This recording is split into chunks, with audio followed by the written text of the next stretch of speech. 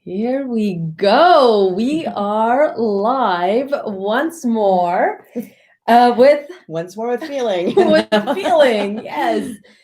Welcome everybody to another episode of Astro-Logic, third one. Yay. Now, third month in a row, we get together with Susie Roberts and we talk about what to expect astrologically from this full moon that's coming up. Right. And then we do an oracle card reading from our oracle card deck upside down. Your heart knows the way.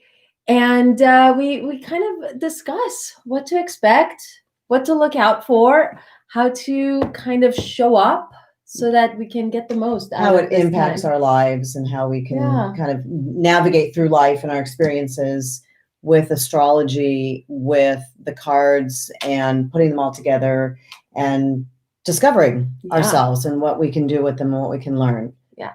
And you might notice us, we're going to bounce back and forth. We're going live in two places today. We're going live on Amazon up there, and we are going live on YouTube down here. And that's because you can actually pick these up on Amazon. So we want to make sure that those on Amazon can kind of discover these, find these cards, and they can have an opportunity to, hear us do a reading with it, so they can be exposed to it.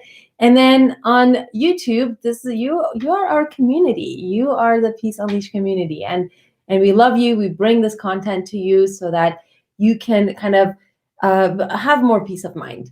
Right? Show up from a place of power every day of your life, and especially during these times moving into 2021. So, let's say goodbye to 2020.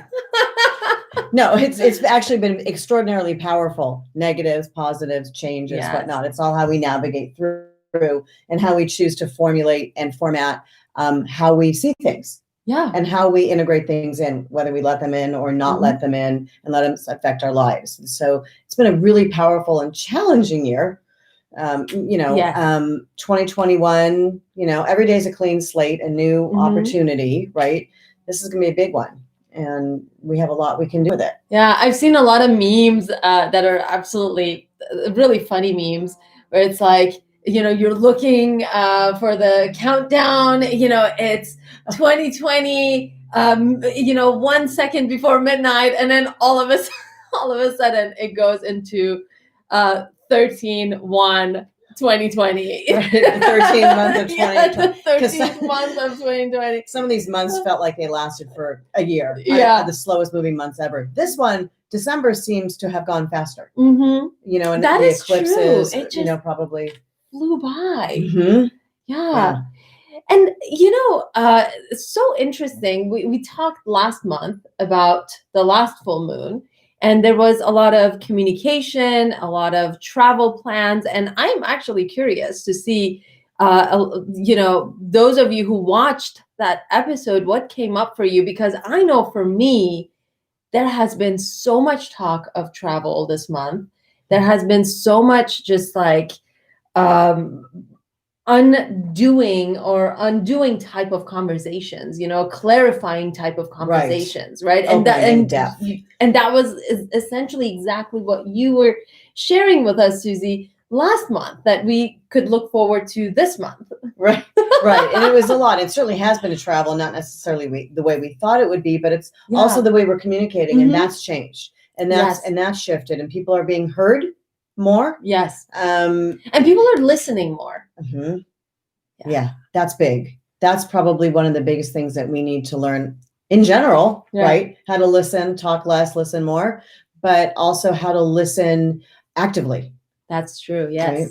And that's really important, especially now, because we're in this place where we hear a lot of information that is confusing, that is open to interpretation, and can put people in a place of fear, unknown. The biggest place we have a fear is when we don't know, when we have zero control, and we don't know what we're getting more control. We get control when we learn about ourselves through the cards and what's happening through astrological, Mhm. and then through our own psychological, are sort of integrating things into our own lives and how we relate. Yeah. So I feel like we did not introduce ourselves. Is that even important? Do you care who we are? As you're talking, I'm like, we just dove right in, didn't we? We did, didn't we? Yeah. So my name is Ellie Shoja. I'm actually the writer of these cards and also one of the founders of Peace Unleashed here at your service. And Susie is a remarkable human being. You are a life coach. And you use so many different modalities to guide people. And you're very well versed with astrology. And you actually use astrology as a tool in your work.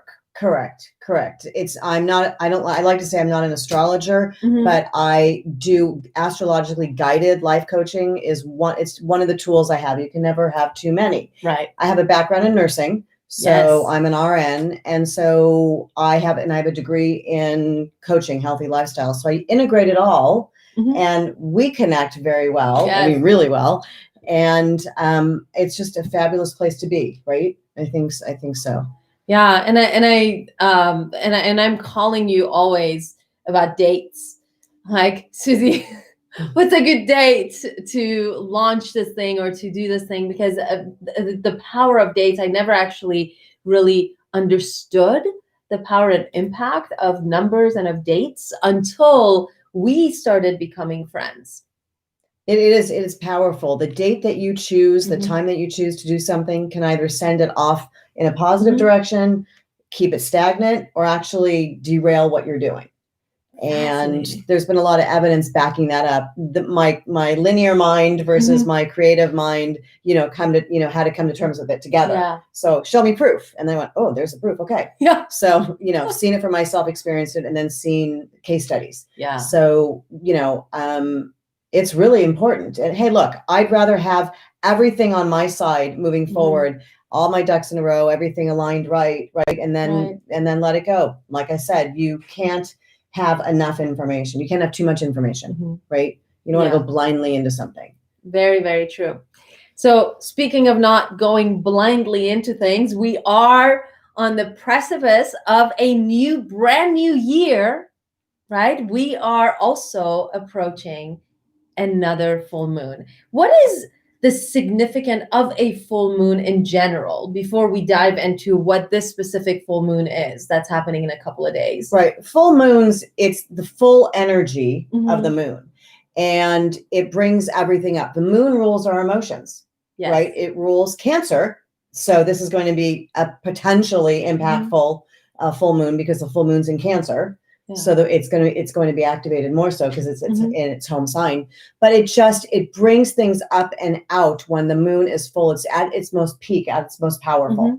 And how it affects us is the most at that time. We are closing the door and opening another one. We open the door with the new moon, Mhm. right? And as we go through and we're getting ready to close, we finish things off and we get set for intention and we set for the new moon. Mhm. And so it's a So the wonderful time. full moon then is a place to set intentions. We Mhm. we complete our intentions Mhm. and we prepare to then set our intentions following as we move forward into the new moon. I see. Right. So things are coming together and then we move into the next Mhm. moon. Yeah. One of the things that you always encourage us to do is letting go of things you don't want to carry forward anymore Mhm. with the full moon. And we'll get to that. At the end of it. You have a really great process. So at the end of this show, we'll share that process with you. But you said full moon in Cancer. Right.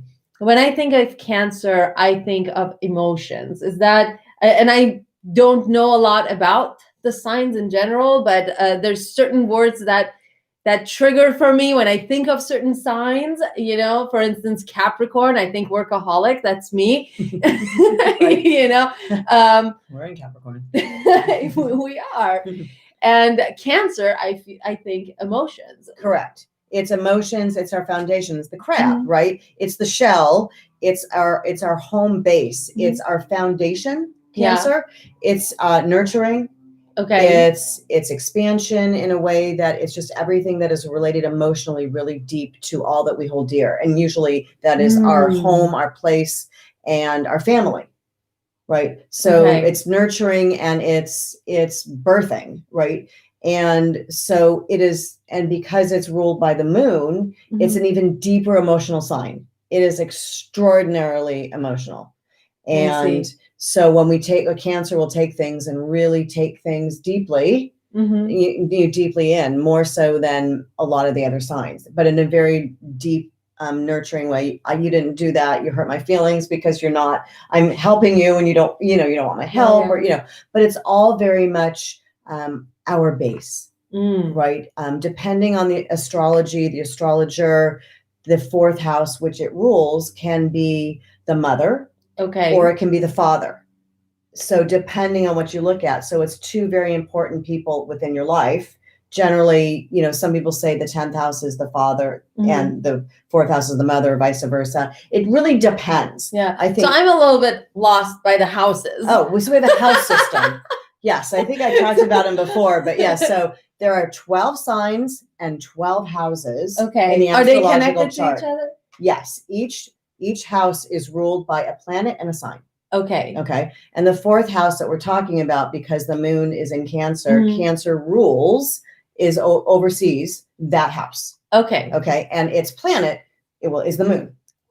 Oh, wow. Right. So now I got it. It just connected for me. Right. So it's super powerful, especially if you're a Cancer now. Right. Oh, wow. And it's all about expressing ourselves and the things that are really near and dear to us. So what are, I feel like there's always two sides, right? There is the alignment side and there's the shadow side of our experiences. Right. If you are Cancer and everything is heightened and these emotions are heightened, what is kind of the alignment experience that you might enjoy if you are a Cancer? And what is the shadow side of that? Well, Cancer, because it's so caring, can get angry. Can be really, really, can be a very angry angry time.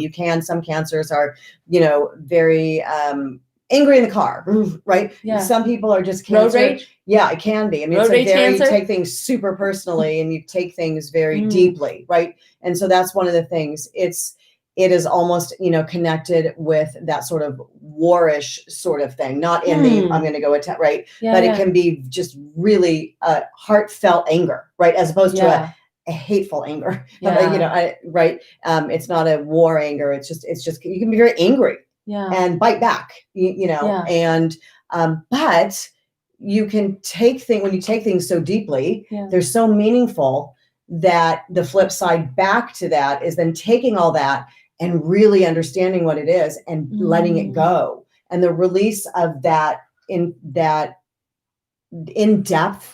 connection to nurturing, it can get even deeper, right? So they're the nurturers of the chart, of the astrological chart, right? Because they are the foundation, but they can take things really deeply and personally, if you don't love their nurturing, but that's okay, right? That's okay. And they also have an ability to go in and really dig in deeply and connect and really help people. Yeah. Right.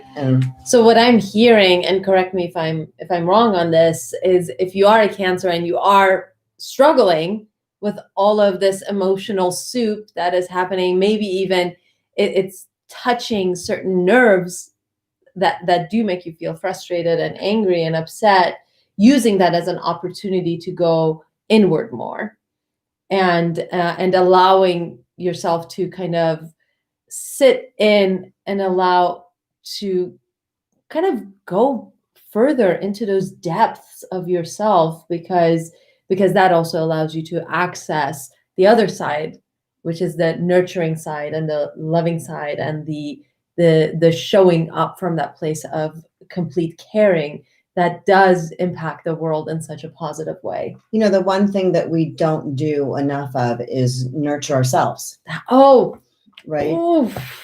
And that is what a Cancer really needs. is to remember to nurture themselves, and they can really go deeply and nurture themselves. And you do that, and then you give more. And your ability to give more but that's something we tend to forget. And when we're givers of the when we're people, when we're always giving, we have a tendency to put ourselves on the back burner. Right. Cancers, the nurturing signs will do that, right? Yeah. And so it's the Pisces, it's all the the water signs, depending, and some of the air signs who have this affinity, Aquarians for helping people, Pisces for helping people, Cancers for helping people. Everybody does it in a different way. Every sign, these signs happen to be pretty powerful with it because the collective groups and things like that. But we don't want to get lost, right? Ourselves get lost because that causes all sorts of, challenges for us. So these opportunities the full moon, you're a Cancer, you have a Cancer moon. I know people who have Cancer moons, and you just suddenly feel like an emotional bag of soup. It's like, what is going on? I'm a wet noodle. I just cannot, everything is so emotional. Yeah. Breathe and go, okay, it's not all me. It's not me. It's just what's happening, and there's a liberation of freedom, right? Yeah. To that. It's like when we meditate, right? Right. And you just kind of, it's that freedom to go, yeah, it's okay if things pop in. It's okay that these feelings are coming in and they're not yours. They're just, or they're heightening what you're feeling. Yeah. It's nothing any stronger. It's just the energies are affecting you, and you can go, okay, ooh, come on, yay. Thank you. Yeah. I really know that feeling of liberation that comes from kind of recognizing that all of the emotions, all the feels that are coming up are not necessarily yours. Yeah. And I think we forget how interconnected we actually are. And not just to the planets and the stars and astrology and what the moon is doing and what the sun's doing and what the planets are doing, but we're connected to each other too. So it's like when somebody walks in and they have had a rough day, we actually can feel their pain. That's what sympathizing with someone is, right? That's a lot of people are empathic, which basically just means they are connected to their ability to connect with other people. Right. So, everybody has the ability to connect with other people because we are all connected, but some people are more connected to their own emotions and therefore they become empathic. Very true. Very, very true. And as you know, the challenge with that is knowing when it's not yours. Yeah. And that's a huge challenge. When you're sitting in a room or you're sitting somewhere and suddenly a wave of emotions come over you and you're like, where'd that come from? Yeah. Some of us recognize that. Some of us recognize that when we walk into a room, right? And you feel something and you're just like, okay, but at that point it's not yours because you're walking in your room, you're feeling fine, and you walk into a house or somewhere, a place, and you're like, oh wow, I feel that, and I know that's not mine because I was feeling fine before I walked in. That can happen to us when we're just sitting. So true. But I think that takes an incredible amount of self-awareness. It does, right? Because a lot of times what happens is we're hit with a wave of emotion and we start creating all these stories around it. Right? It's like, there's something wrong with me. I don't know why I always shut down like that. I don't know what, I'm fine one moment and then I have these mood swings and we start now creating these storylines around, our own identity. And sometimes we make that our identity. And I think that's where it becomes really dangerous. Oh, it does. Absolutely. And in terms of, I was trying to remember in terms of the full moon, when I worked in the hospital, there, and anybody who's ever worked in a medical facility will know this. Full moons, the ER gets, more charged. The patients, sometimes you find them acting a little strange, and it's because of those energies are bringing things up and allowing things to sort of come out and overboil, so to speak, or just to come up, and we can get more swollen, and we can get it's gravitational pull, it's everything. Yeah. And so, and it's something that when we understand these things, we can give ourselves a break. And we don't have to. and also other people. Yes. We can give them a break. I want to say hi to Malia. Hi, Malia. She's watching on Amazon. So good to see you on here. Thanks for joining us. And if you do have questions, if you're watching us live, either on Amazon or on YouTube, if you have questions for us about what is happening with this full moon, any specifics in regards to your life, do ask them. We're here to answer your questions. So we have our little agenda, but our agenda is to be of service to you. So ask away. Going back to permission, giving people permission to process the things they need to process. Something that you said on our first episode here that has always stuck with me. You said, the water in the ocean, it rises and it falls, right? With the moon, and we are 70% water. We're over 70% water. So of course, the water in our body is also going to respond to the gravitational pull of the moon. Correct. Right? If the water on the planet is responding, we're not exempt from that. No, and that's less gravitational pull. Yeah, right. It's so powerful to realize that yes, we do have some semblance of control over our lives. We have some semblance of separation between ourselves, but we are part of the ecosystem. We are, which is beautiful. It truly is, and we can take that in and use it, right? I feel that these connections that we have where people may or may not realize them. Look, I didn't step into anything astrologically related until 5 years ago. Yeah. But I had experiences that I went, oh, now I understand. Yeah. Like the patients in the hospital, like, it was like clockwork, how things would change and how it affected people and how I could sense things, and understood that it wasn't anything of my doing. We have a tendency, depending on our astrological sign, we have a tendency to take things personally and get hypercritical, of ourselves. Yeah. And we are the strongest critic of ourselves. It's so true. And here we are now, right, with Cancer. Yeah. Super emotional. Yeah. At the end of the year. At the end of a year. Very bizarre and emotional year. Yeah. Sudden, unexpected. Thank you, Uranus. Sudden and unexpected was the theme for this year. Yeah. And unprecedented, right? Right. Pivoting, resiliency. Yes. We grabbed every tool that we had in our toolbox, everything that we could grab onto to survive and to thrive and to live throughout this time, right? It took us a part of it. Hopefully we're coming back together. I think it's a big journey. We also have these aspects right now where we just had the great conjunct of Jupiter and Saturn in Aquarius. Yes. Right. And that hadn't happened. Ever. Like beyond lifetime, hundreds of years. And here we are at this extraordinary time where they just made this conjunct in this last week. Can you speak briefly about that too, for those who don't know what you're talking about? Because this was a historic moment. Right. That happened during this incredible year. Which probably is by design, it's not by, it wasn't by accident, right? No. So when we talk about planets being conjunct, it's literally that they're theoretically on top of each other, next to each other. If you look at, a planet is at a degree in the, in the sky, they're at degrees. And when they're the same exact degree in the same exact sign, we call that conjunct. Like they're literally on the sky. If you looked at them, a few days ago, when you looked at Saturn and Jupiter in the sky, they literally were on top of each other. You couldn't really see them separate. Wow. So look at the Griffith Observatory and many of the powerful telescopes, you would see that. And you saw them and it was historic, energetic. You've got push and pull together. You've got Saturn, restriction, constraint, lessons, and you've got Jupiter's expansion and knowing and knowledge and learning and moving, right? Yeah. And you've got them together.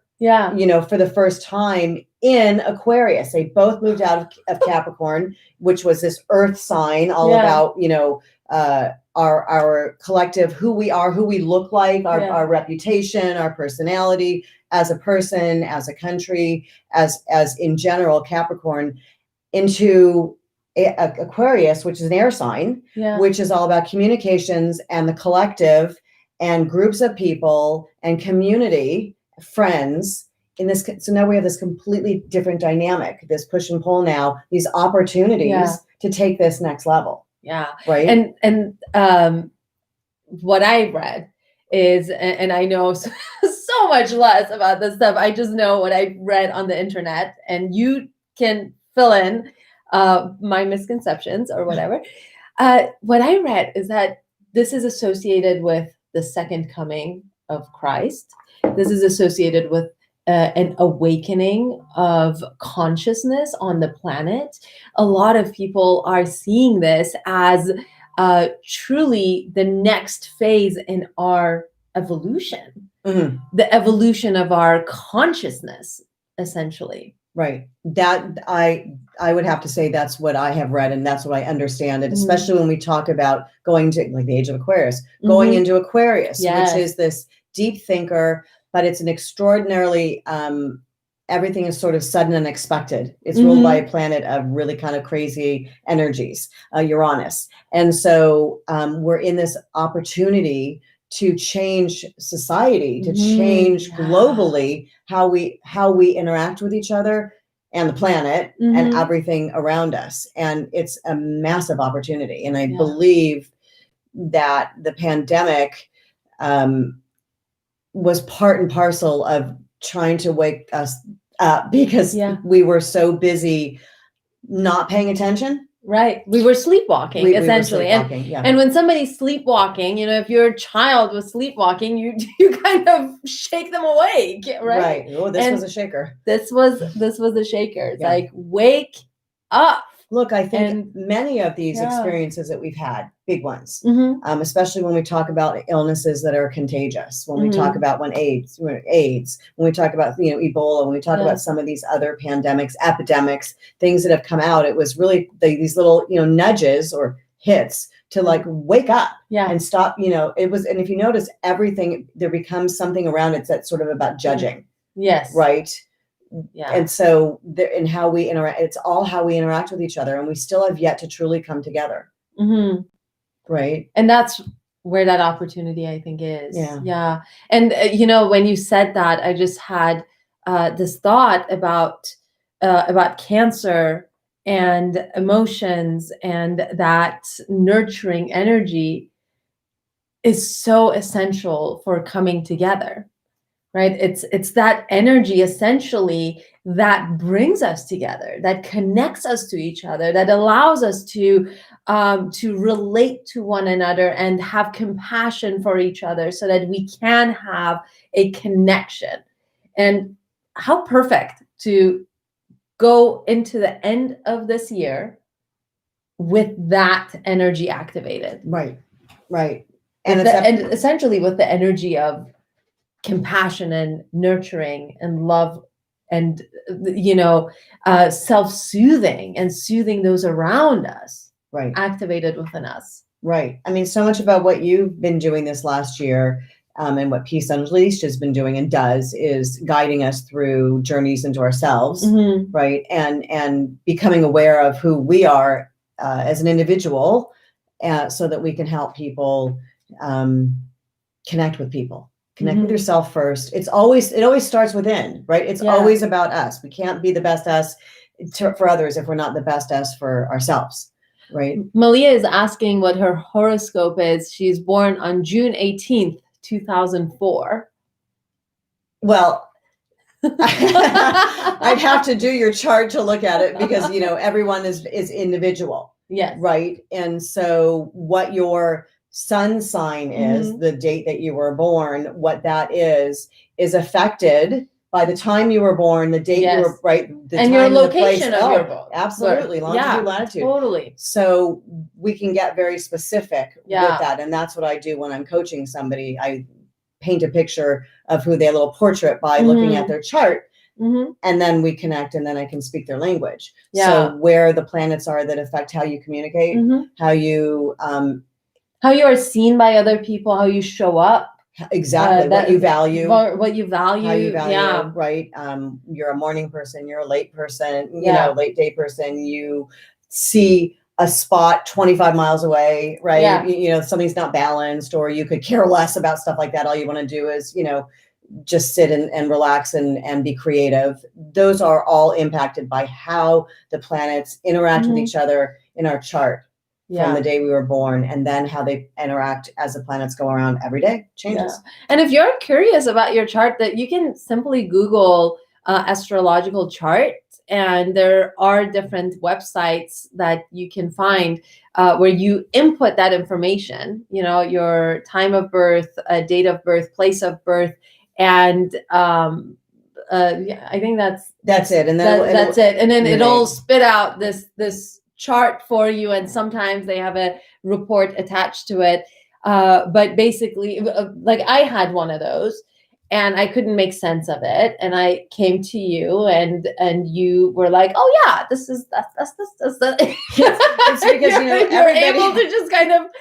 It's a different language, but you're able to decide. And we all read it a little bit differently. Like somebody who's an astrologer who reads charts, reads them, and they feel things about what a chart says. We can plug your information into a computer program. It'll spit it out, but it's not exactly you. I will then look at your chart and go, meet you, talk to you, and go, I feel this, I see this, this is what I see, what I see. It's a guide, right? But what it will tell you, which is important, is where all your planets were at the time you were born. Of your birth. Right. And that's super helpful. Even if that's all you know, we'll know where your moon is, that rules your emotions, Mercury, how you communicate, Venus, how you love and make money, and the time you were born and the highest points in your chart, and what is important to you, or, you know, or your health. I do a lot of things with health, you know, because that was my focus, right, of helping people through health situations and healing through learning about yourself and learning about how much control you do have and what you can do with your body, and what you can control. It's huge. What you bring in up here is as important as what you eat, drink, and breathe. Yeah, very true. So should we do a reading for the... So far we've done 3 of these, and they have been spot on. So those of you who are joining us for the first time, we're going to do a reading from this Oracle card deck. It's called Your Heart Knows the Way. It's our deck. I did all the writing for it. The art is done by I'll turn this camera down so you can see. The art is done by a local Los Angeles artist. You can see there's gold on the edges. There's gold on the backs of every card. The art is beautiful. It's stunning. Done by an artist named Crystal Lorco, who trivia here. I don't know if you knew this, but Crystal Lorco was one of the lead illustrators at Disney for 15 years. And he actually is responsible for some of your favorite Disney posters and DVD covers, things like Little Mermaid, Sleeping Beauty, Beauty and the Beast, Coming to America, one of my favorite movies. So he illustrated those. He was there for 15 years. He says that there was at one point he would walk into a Disney store, and I'm doing this so you can see what the paintings look like, what the cards look like. There was a time he would walk into a Disney store, and like 80% of the posters were all his illustrations. Wow. Pretty amazing, right? But he got burnt out. This is the only card in the deck that has 2 people on it. You can see that. The rest of them are all these beautiful, majestic goddesses. And so he got burnt out. He left Disney, and then he said, okay, what do I like to paint? And he loves painting gorgeous women in majestic settings. So he started doing these, and he had so many paintings, and we approached him, and he was so gracious and allowed us to use 53 of his paintings here in this deck. So they are stunning. So this is the deck that we're going to pull from. It's called Your Heart Knows the Way. The concept is that basically it's inspired by the Rumi quote that says, your task is not to seek for love, but to seek and remove the barriers you have built against it. So this card identifies those blockage points, those kind of barriers that we built against love, the resistance points around our hearts, and it shows you how to unlock your heart space. So we're going to do a reading for this full moon right here. Full moon in Cancer, our very emotional full moon that is allowing us access to that nurturing part of ourselves that accesses that empathy and loving and connecting with others. So let's see what message these cards have for us during this period as we go into this full moon. Would you like to do the honors? Ooh, I know almost two wanted to come out. Oh, Whispers of Your Soul. This is card number 40. I'll show it to you guys and to you guys. Here we go. And I'll read it for you so you can see what it's all about. I know. And peacocks are a sign of what, prosperity, I think? I believe so. Yeah. It's like good luck, prosperity. So card number 40, Whispers of Your Soul. Extended quote is, there's nothing more beautiful than being inspired, for inspiration is your soul whispering to you its heart. Do you feel the stirrings of something great within your soul? Is the rapid unfolding of all that you want unsettling you a bit? You've taken inspired action, and you've witnessed the unfolding of your desires within your life. In the most surprising manner, what you've always wanted is coming your way. And yet, you can't help tense up as you gain momentum toward your dreams. Now that you have a thing to lose, you are terrified of losing it. This card reminds you that it was inspiration that brought you here, and it's inspiration that will see you to the end. But to listen to inspiration, you must know what it is.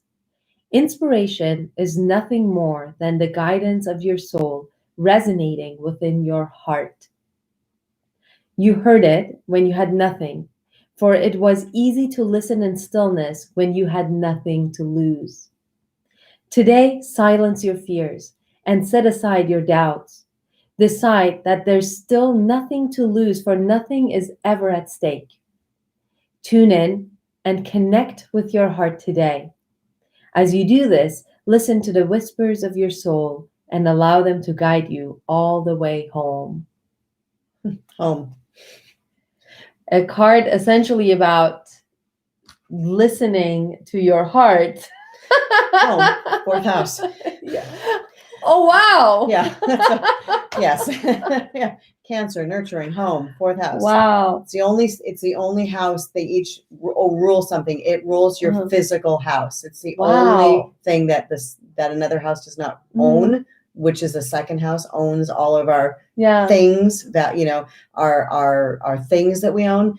The only item that it does not own is the home, and that is the fourth house, which is ruled by the moon and Cancer. Wow. So, wow. Right. So that's big. And if you're a Cancer now, focusing on home and uncovering anything that feels discordant, not, unsettled, right? That's what this card is saying is those things that we feel are our home, that mean our foundation, part of our foundation of who we are those things that we can address now.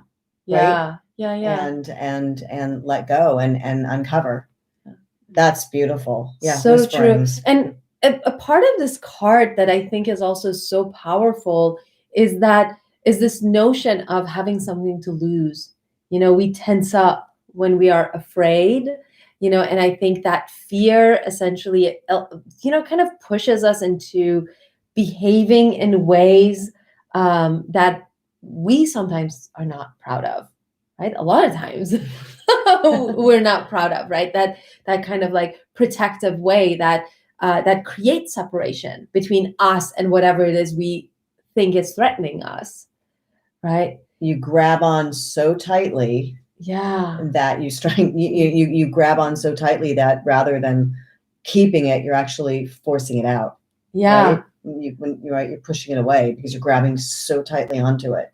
Yeah, there's a joke that I was told when I was a kid, and this guy is walking down the beach, and he sees a girl playing with a cat, and then I don't know if it was a joke or not.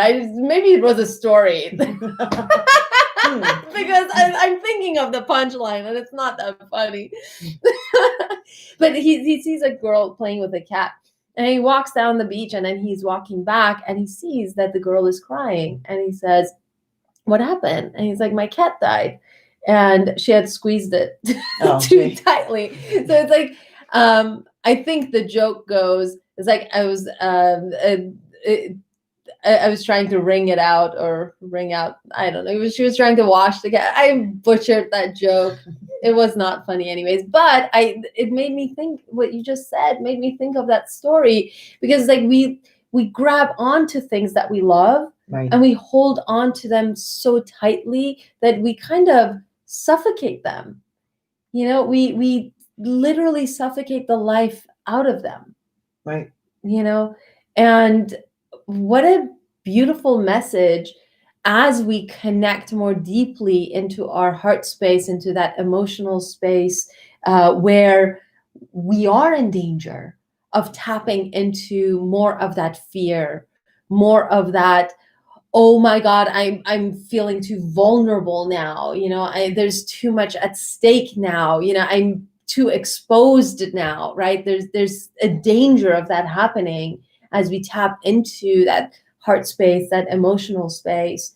But what a beautiful message that, hey, yeah, even though you might feel unsettled by that, just relax, let go. There's nothing at stake. There's nothing that you can lose. No. And just be in that beautiful place of love and compassion and connection, and don't tense up. No, I think that one of the biggest lessons that or one of the messages of this pandemic is that so much was wrested from our control. Yeah. Right? We don't have control anyway, as we have learned. No, we try. But the things that we do have control over is here. Mm-hmm. Right. And as I said before, and it's so important, it's what we allow in and how we allow it to affect us. Yeah. Right. And this has been such a journey about that, right, with that, because we have been grabbing so tightly onto our norms, things that we were doing, but maybe they weren't the way we were supposed to be doing them, right? Maybe they were in need of change. Yeah. And maybe they were distracting us in a lot of ways from the real stuff. Things that are really important. Yeah, from the things that are really important. And so as I was reading the card, another thought kind of popped into my head too. And this has been kind of like my personal journey through 2020, and I've witnessed it, and other people as well, is that as things were taken away from us, a lot of people were forced to really reevaluate what it is they want, what it is that is important in their lives. A lot of people have actually started to do things that they had set aside like a long time ago, like picking up hobbies that they hadn't done before, that they thought they were done with, seeing people over Zoom that they had disconnected from a while back, right? It has actually brought a lot of people closer, and it has brought families closer. A lot of crap that we weren't dealing with in our personal relationships within our families came up to surface to be dealt with. Right. And and for a lot of people were able to move through that, work through that. So what that has done for me personally, and I've witnessed it within our community, is that it has actually structured our lives in a way that we now have a better understanding of a hierarchy of importance of what is actually important to us, what we actually want in our lives. And Sure. and when we care, there's something to lose. Very true. Right? We have found things to care about. Right. And right? People have found, as you said, these new paths and these new connections and different ways to understand what they're going through and to shift businesses, right? And to not, and those dreams that we had on our back burner, right, came forward. The things that we, hadn't baked in 3 years. And I picked up, my stuff the other day and started baking again. It was just one of these little things I went, why not? I mean, I was ready to jump back in. Some people have taken their businesses to a whole different level. I have people that are very near and dear to me who had to make a huge pivot. And the first several months of this were really emotionally, physically, everything challenging, but they didn't give up, and they kept moving forward until they found this new way of working their business, right? And how much more meaningful it was, or they went and did something different. They had time to, and not all of us had the luxuries of shifting that way, but we all were able to shift in the way that we had no choice in how we were communicating with people in our lives or in our neighborhoods, or at the people in our stores and the places that we frequent, and how much more they mean to us, because that might be taken away from us, right? Some of it was, right? That was a real gift from some of this experience. Mark my words, the passings and whatnot, that's it's been a challenging, terrible time. Right. But there's always opportunities, at our darkest points. We can, as long as we look for the light. Yeah. And I think even losing so many of our friends and family members has allowed us to connect more deeply with those who are left, and I think during the time before 2020, when we were sleepwalking, it was very easy to take people for granted, to take experiences for granted, to take opportunities for granted, to really just kind of not take a pause and appreciate, those moments, those beautiful moments that we are kind of engaged in with those in our lives, and I think the silver lining of this year has been that it has allowed us to connect more deeply with the things that actually matter, that we actually love. It has allowed us the opportunity to not take people and our lives for granted anymore. And a lot of people have taken this opportunity, and a lot of people have not. Right. But I think that opportunity exists for everyone. It's whether we recognize it and then whether we choose to take a chance, to take a risk. At the beginning of this year, or last December, half a year ago, right? There was this gratitude event that I went to of and one of the questions, it was a wonderful event. And one of the questions was, what will be your word for 2020? Yes. Fearless was mine. Yes. Little did I know, what was going to come from that powerful word. Yeah. And I think that one of the things that we can all do for 2021 is choose our words, choose that word again, because it's super powerful. And it ran through an undercurrent of everything I did this year.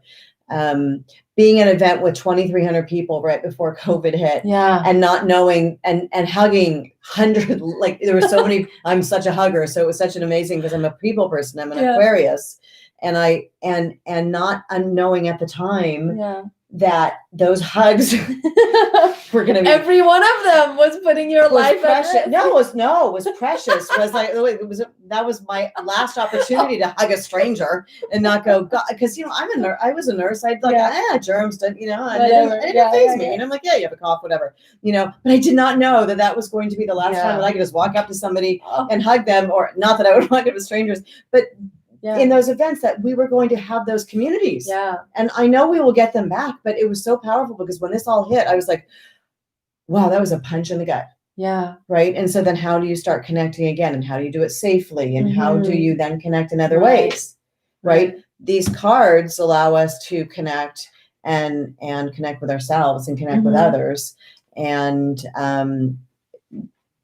modifying how we connect, whether it's now through Zoom, or Google Meet or whatever it is, FaceTime. It's much more precious, and that we have the ability at this time to have those communication capabilities, because they didn't have that in the pandemic in the early 1900s, right? You didn't have a way to communicate with people in your families of friends from different places all over in your neighborhood sometimes, let alone, right? So what a gift that we have had, even though all we want is to be in the presence of people, right? It was a major gift. Yeah. And, you said something, you said connecting to ourselves. And, we were distracting ourselves so much. And I think part of the reason we feel, those who are coming out on the other side feeling more connected to those around them and more grateful of the experiences that they are having, those are the people who are also connecting more deeply to themselves. Right. It's like, because it's I put an Instagram post, and I think yesterday, and it said the greatest gift we can give to the world is seeing ourselves as whole, because it's impossible to see somebody else as separate, as as unworthy, when we no longer see ourselves as broken. Right? So it's that when we see ourselves as broken, we see the world as broken. But when we see ourselves as whole, we find the wholeness everywhere we look. And that's really beautiful. I think we need to do another card for, I have this push to do another card for what is coming, right? For the beginning of the year as we step into 2021. Let's do that. So we'll do another card reading for the coming year, 2021. Let's see what these cards from the Your Heart Knows the Way Oracle card deck. By the way, they are on sale on Amazon until the end of the year, so grab yours while they are discounted. Here we go.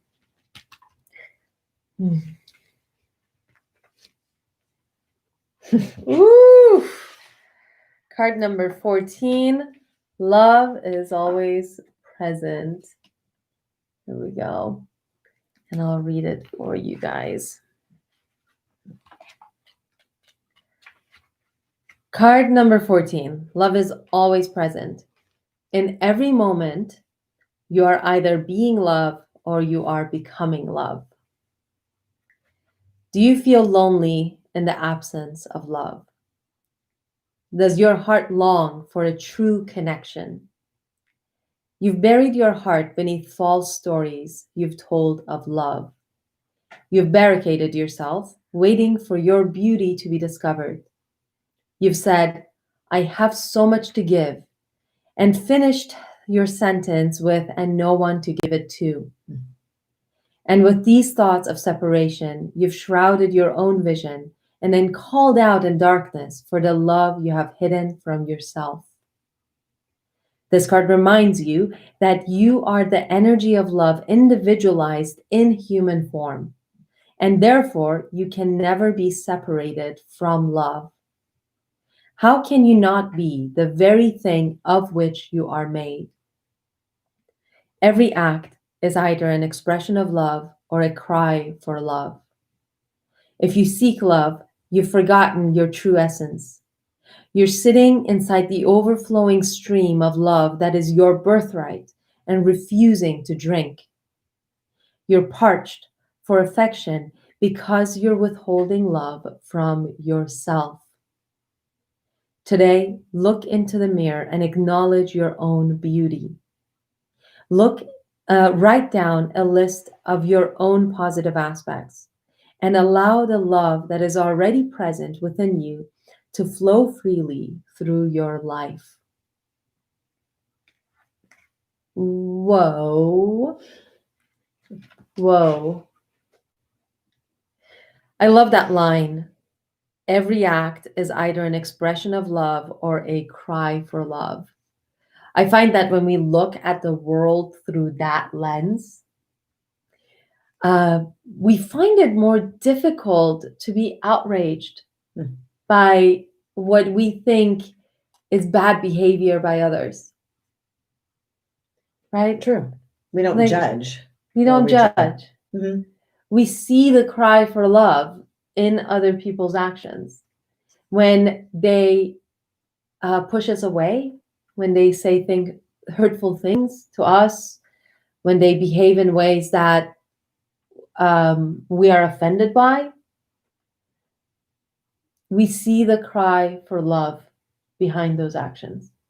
And I think that is such a powerful gift to give to ourselves and also to others, because the same judgment we have for other people, we have like 10 times that judgment for ourselves.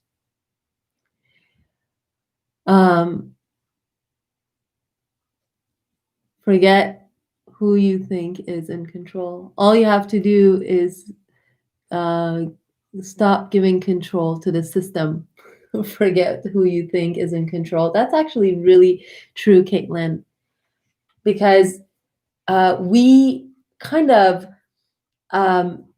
outsource our happiness when we give control over our emotions to people, circumstances, governments, outside of ourselves, right?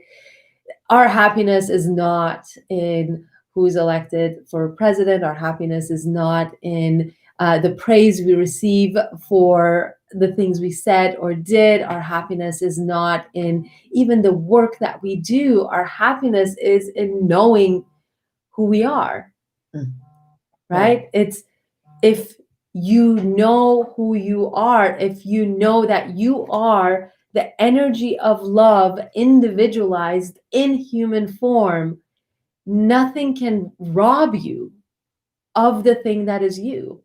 That is in your power. That is only in your control. Yeah. You have control over that. Yeah. Right? It's all about that. Absolutely. Do not ever give your power away to somebody else to make everybody else happy, right?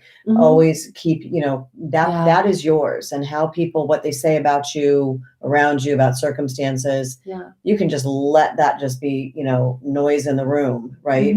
But you don't have to own that. Yes. Right? You do not have to give your permission to anybody to do that. That is all yours. That is what we do have control over. Period. Yeah. Right? And it's freedom. Highest vibration, right? Right? It's freedom. It's freedom. We set ourselves free when we stop trying to make other people be responsible for our happiness. And as Caitlin, as you said, when we take back control over our own happiness, when we take back our ability to be happy. Yeah, this planet is God-given. Speaking of planets, you guys, before we log off, I just published a novel called The 13th Planet. The ebook is available on Amazon. And Susie told me that she can't put it down. No. No, I picked it up and I just could not put it down. Yeah, it just brings you in. You just go right in. It just brings you right into the story. Yeah. It's amazing. Yeah. So I thought instead of maybe me talking about it, maybe you'd like to say a couple of words about it. You might want to tell the storyline a little bit, but it's I felt that this story came through her. Yeah. That it came I'm through the translator. Yeah, that she's a translator. That it just takes you on a journey that I'm 67 pages into. What is, I think it's 300 and something. Yeah, it's about right? 300. Yeah. I mean, it's an easy read because it's just a read. You just dive in, and the storyline and the characters are clear and easy to understand, and you're rooting for them, and they have some struggles. And it's very human, and it takes place here, but it's not really here. it's not really human. If you describe it better than you wrote it, but it encaptures you, and it takes you on a journey of possibilities. Yeah, it was my favorite moment last night. I think you sent me a text. You're like, by the way, I can't put your book down. Oh, yeah. I'm like, yes, yeah, success. I can't put your effing book down. Yeah. So I wanted to say, I was just sitting there. I'm like, I'm just going to continue. I had to walk. It was hard to walk away from. Read it. Yeah. So speaking of all of this, to get you're in for a treat. You're only 67 pages in. There's a lot that's going to unfold that is very much in alignment with this full moon that we entered, this age of Aquarius that we are entering, this oneness and the togetherness and all of the stuff that we talked about in a very practical way today. You'll discover in the novel. So very earth-centric, I'm feeling, very, right? Yeah, very planets. Yeah, it's powerful. Yeah. So in this novel, The 13th Planet, planets do this evolutionary thing called awakening. Dun, dun, dun. And the planet is conscious. It is alive. It's conscious. It has consciousness, and it has had consciousness since its formation, and it supports life on the planet as a way of creating, evolving a being that can then gain sentience and evolve to the point of communicating with the mind of the planet. Yeah, that's really cool. So when that happens, this evolutionary singing process takes place, and that being's mind starts syncing with the mind of the planet. So that is the up level of consciousness in this world. And in that moment of awakening, which can take hundreds of years actually for the entire planet to awaken, but when that happens, the planet now has a voice, it has limbs, it can communicate through its offspring, and it becomes fully awake. And in this story, the 13th planet, 12 planets in our universe are already awake. And something has happened that makes them question the ability of the 13th planet to awaken. So they send representatives to come and live among us. And spoiler alert, Earth is the 13th planet. It's not that big of a spoiler. You learn it pretty early on in the book. But so they've sent representatives to live among us on Earth to make sure Earth awakens. But at the beginning of the book, in the prologue, one of the aliens uncovers a device that potentially could be a sabotage of this plan. So then she has to figure out who's trying to sabotage their plan to help Earth awaken. Why are they trying to do that? And how can I stop it? And along the way, she pairs up with a very unwilling hero. Are you hating Nathan yet? No, there have been times where I'm like, I'm not loving him, but then there are times like, I think he's got potential. So we'll see. You'll hate him. Yeah, we'll see. Yeah. So she pairs up with this completely unwilling hero who's he's definitely unwilling. He's got a little humanity in him. He just moves through kicking and screaming, and and by the time the battle happens at the end, everyone's doubting him. And so we'll see. We'll see what happens. We'll see what he does. Kind of sounds a little familiar, doesn't it? Yeah. Earth awakening here and to all sorts of things. Yeah. Oh, wonderful. So on that note, pick up The 13th Planet on Amazon. Pick up this deck on Amazon. You will love it. and join us, next month. And just a quick ritual, right? Just a quickie. We forgot about the ritual.